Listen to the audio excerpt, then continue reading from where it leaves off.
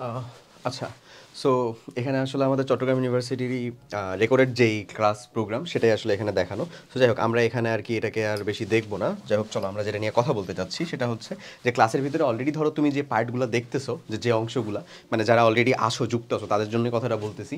যে ক্লাসের ভিতরে যে অংশগুলো তুমি অলরেডি দেখতেছো, মানে যে কোয়েশ্চেনগুলো, সেগুলো আসলে লিটারেলি যেই অংশটা থেকে নিয়ে আসা বা যে অংশটা থেকে বানানো, সেটা হচ্ছে কিউএন এর CU A unit analysis megabook. তা আমরা আজকে এই বইটার কথা বলবো, যে এই বইটার ভিতরে কেন এই বইটা অন্যান্য বইয়ের থেকে আমাদের জন্য অনন্য। আচ্ছা, সো প্যারালি আমরা আরেকটা বিষয় নিয়ে কথা বলতে চাচ্ছি, যে চট্টগ্রাম ইউনিভার্সিটি যদি একটা টার্গেটেড জায়গা হয়, তো সেখানে আসলে কাটমার্কগুলো কেমন হয়। একটা ডেটা শেয়ার করি ভাই, 23-24 সেশনের জন্য এই ইউনিটে, অবভিয়াসলি বিজ্ঞান ইউনিট আমাদের জন্য, সো এই ইউনিটের কাটমার্ক ছিল দেখো 89.5, মানে 89.5। সো এটা কিন্তু কোয়াইট হাই। হাই লাগতেছে না জিনিসটা? বেশি না মোটামুটি? তো কম্পিটিটিভ মানে খুব বেশি কিন্তু না, মানে কম্পিটিশন যে খুব কম এমন কিন্তু না। আবার আরেকটা জিনিস লক্ষ্য করো, লাস্ট মিনিটটা কত? 3651। যেখানে তোমার 1215টা মতন সিট আছে, সেখানে 3651 হচ্ছে লাস্ট মিনিট। চট্টগ্রাম ইউনিভার্সিটির মতন জায়গা। আমি জানি না তুমি আসলে এটাকে কীরকমভাবে ভেবে আছো, যে এখানে বোধহয় কম্পিটিশন কম, মিট বোধহয় 8000, 9000, 10,000 পর্যন্ত হইতে পারে কিনা, হ্যান ত্যান এরকম বোধহয় চিন্তাভাবনা থেকে থাকতে পারে। বাট ঘটনাটা কিন্তু লিটারেলি এরকমটা না, সম্পূর্ণ বলতে পারো যেটার বিপরীত একটা জিনিস। দেখো, মানে অ্যাবাউট 3x এর মধ্যে এটার মেরিটটা কমপ্লিট হয়ে গেছে।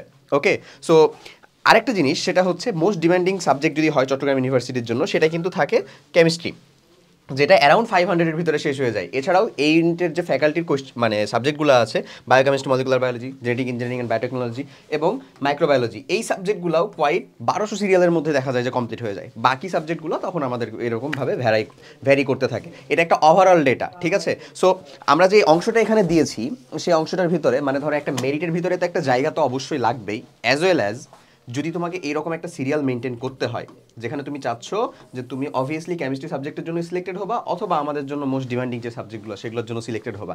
সো তাহলে যে জিনিসটা তোমাকে প্রথমে করা লাগবে সেটা হচ্ছে, লাইক শুরুতে যেরকম দেখেছিলা, যে আমাদের ক্লাসের যেই মানে যে কোশ্চেনগুলো তোমাকে ওখানে সলভ করানো হচ্ছে, যে টেকনিকের মাধ্যমে সলভ করানো হচ্ছে, সেগুলো করা লাগবে। এবং তুমি জানো ক্লাসের মধ্যে অবশ্যই 100% এফিসিয়েন্টলি সম্পূর্ণ তোমাকে সলভ করিয়ে শেষ করানো যাবে না। সো তোমাকে যে কাজটা করতে হবে, নিজে প্র্যাকটিস করতে হবে। সো নিজে প্র্যাকটিস করার জন্য তুমি কী করবা? আমাদের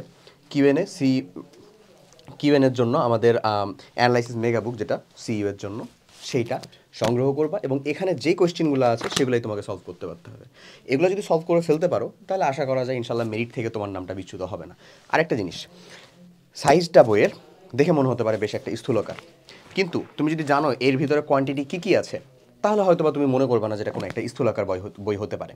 এর ভিতরে আমাদের physics, chemistry, math, biology, Bangla, English full সিলেবাসের সম্পূর্ণ কোয়েশ্চেন ব্যাংক অ্যানালাইসিস করে থিওরি সহ প্রশ্ন যুক্ত করা আছে। তাহলে বলো তো, এই টোটাল 6টা সাবজেক্টের জন্য এখনও কি এই বইটা তোমার কাছে মনে হবে মোটা?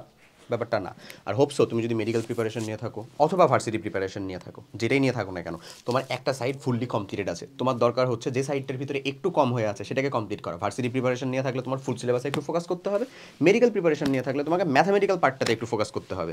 ধরো তুমি ম্যাথ দাগাবাই না, বাট ম্যাথামেটিক্যাল পার্ট বলতে কেমিস্ট্রি এবং ফিজিক্সের মধ্যে যে ম্যাথমেটিক্যাল পার্ট আছে সেগুলোর ভিতরে একটু ফোকাস করতে হবে। সো ওইটার জন্য স্পেসিফিক কোন জায়গা থেকে তুমি পড়বা? তুমি কি নর্মাল ভার্সিটি এই ইউনিটের জন্য যেটা প্রিপারেশন নিচ্ছিলা, ভার্সিটি এই ইউনিটের জন্য যেই ধরো মানে প্র্যাকটিস করতেছিলা, ওগুলাই প্র্যাকটিস করতে থাকবা? ওগুলা প্র্যাকটিস করতে থাকলে তো ওভারঅল হয়ে যাবে রে বাবা।